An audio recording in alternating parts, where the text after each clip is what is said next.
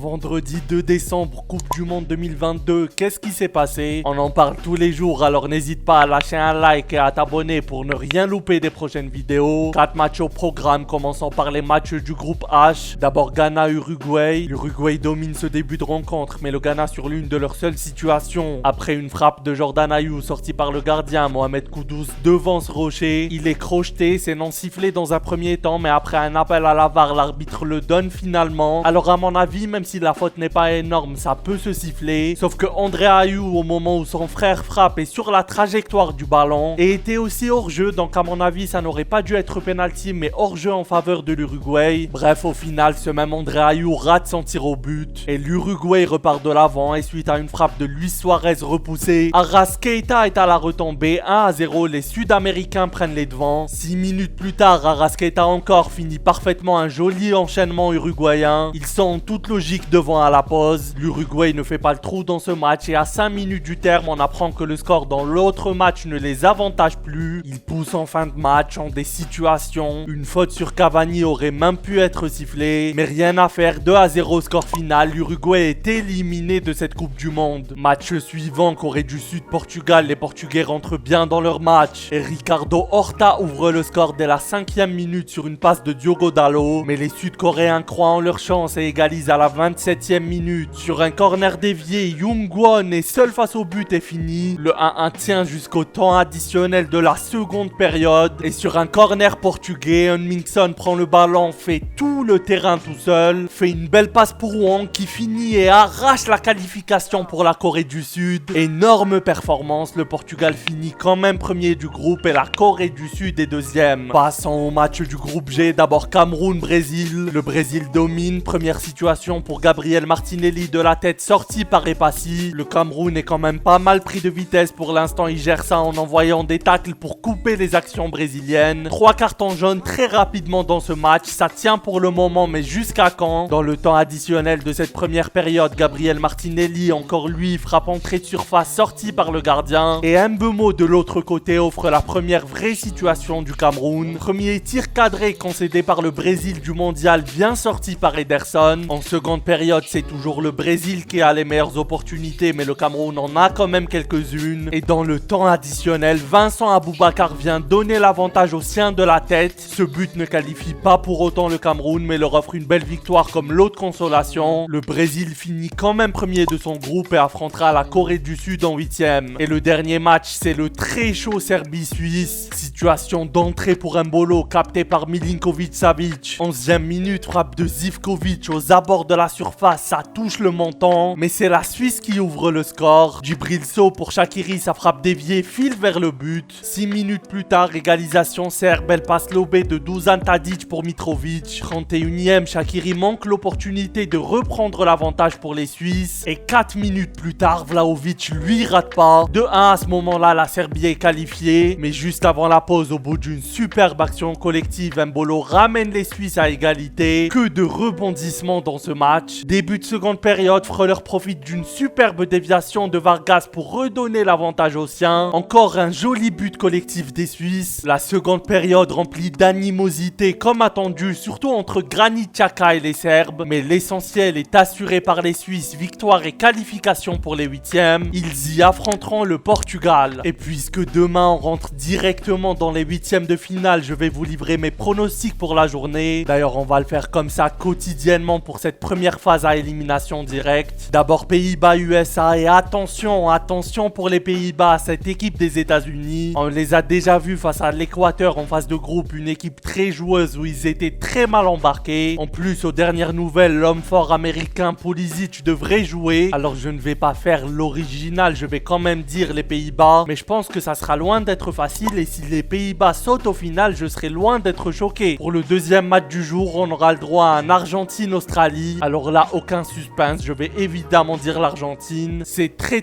bien ce qu'a réussi à faire l'Australie pour le moment. Sortir des phases de groupe en éliminant le Danemark et en étant à égalité de points avec la France, c'est très fort. Mais je pense que le mondial de l'Argentine a enfin été lancé lors du dernier match. Des hommes comme Enzo Fernandez au milieu de terrain ou Julian Alvarez en attaque ont fait énormément de bien à cette équipe. Et je pense que l'Argentine va faire le travail et va gagner par au moins 2 buts d'écart face à l'Australie.